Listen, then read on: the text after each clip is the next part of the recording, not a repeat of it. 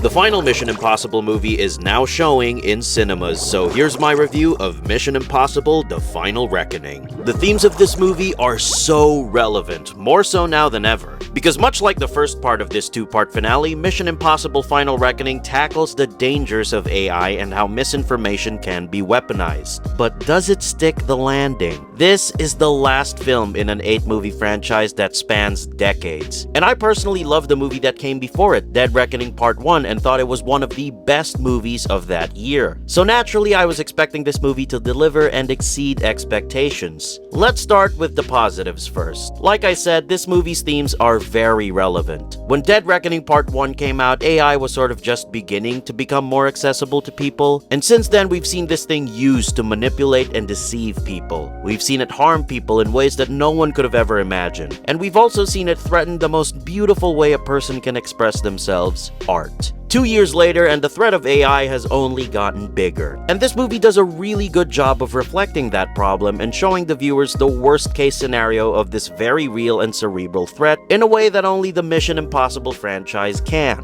Another thing I really liked about this movie was the action sequences, which shouldn't come as a surprise because Tom Cruise always delivers with his action sequences. There were 2 sequences here that stood out in my opinion: the underwater sequence and the plane sequence, which you see in a lot of the marketing.